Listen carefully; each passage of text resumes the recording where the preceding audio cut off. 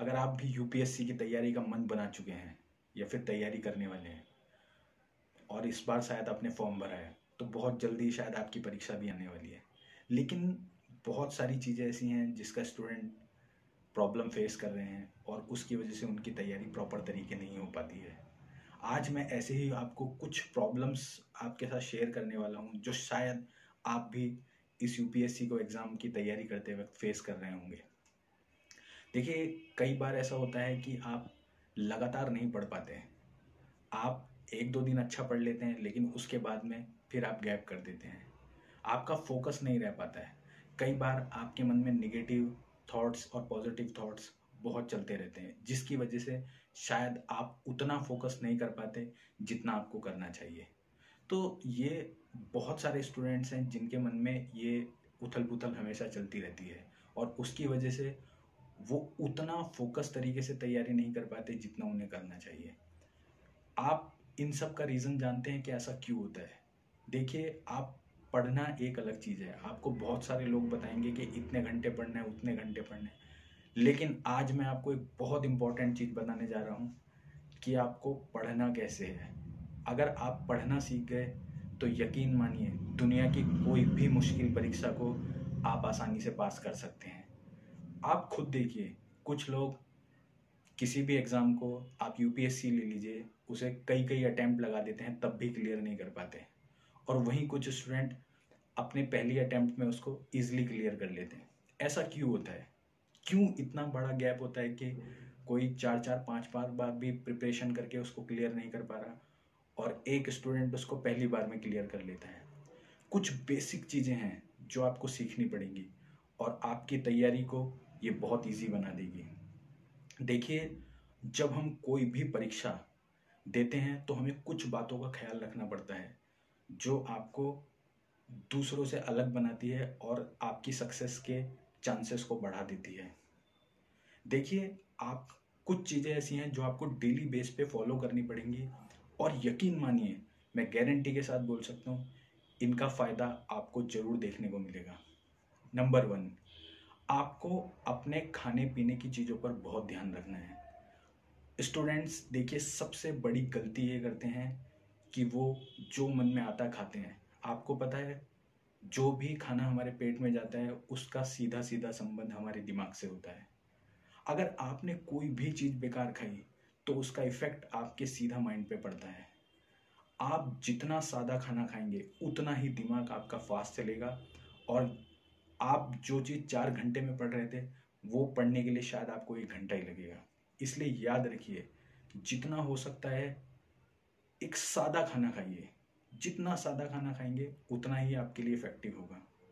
दूसरी चीज़ है, आपको अपने आस-पास के लोगों पे बहुत ध्यान रखना है। आपने एक बात सुनी होगी कि हमारे आस-पास के 4 से 5 लोग हमारी लाइफ़ में बहुत बड़ा रोल निभाते हैं।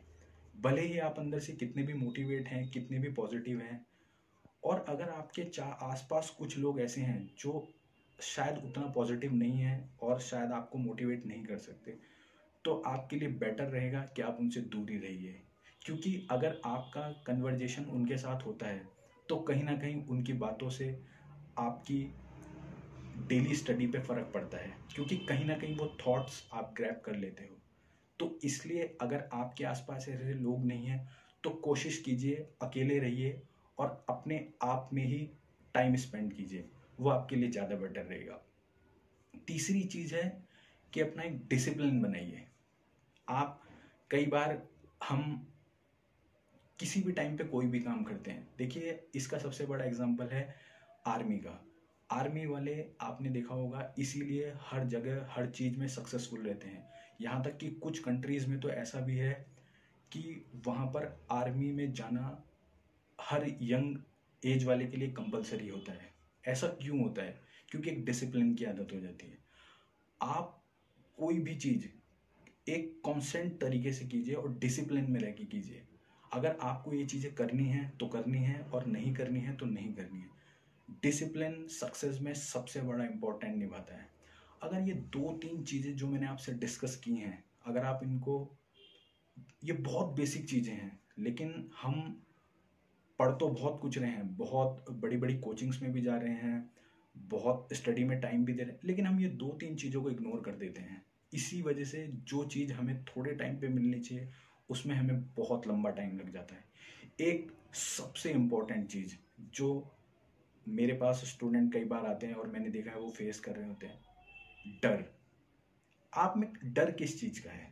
मुझे एक चीज़ समझ में नहीं आती है कि आप अगर कोई भी एग्ज़ाम दे रहे हैं या उसकी प्रिपरेशन कर रहे हैं, तो आपको डर क्यों लग रहा है? आप सोचिए, अगर आप डरेंगे तो कैसे उस परीक्षा में अच्छा कर पाएंगे?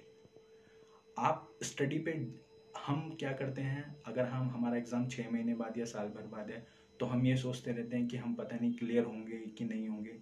उसको छोड़ के अपने डेली का जो रूटीन है, अगर सपोज आज आपको 6 घंटे या 8 घंटे या 10 घंटे जो भी आप पढ़ना चाहते हैं, जितना आपको कंफर्टेबल है, आप वो डेली वर्क पे ध्यान दीजिए और अपने माइंड से ये थॉट्स हटा दीजिए कि आगे क्या होगा क्या नहीं होगा। क्योंकि ये डर जो आपके थॉट्स होते हैं, ये कहीं ना कहीं आपको रियलिटी में चेंज होते चले जाते हैं। तो आपको ये डर अपने मन से निकालना पड़ेगा। याद रखिए, इस दुनिया में जितने भी लोग सक्सेस हुए हैं, चाहे वो कोई एग्ज़ाम हो या फिर कोई भी स्पोर्ट्स हो या कुछ भी हो, तो उनके मन में डर नहीं था। अगर आपके मन में एक बार डर आ गया, तो याद रखिए जो चीज़ आप जल्दी करने वाले हैं उसमें और कई साल लगा देंगे, क्योंकि आपको डर आपका ड्यूरेशन बहुत ज़्यादा बढ़ा देता है।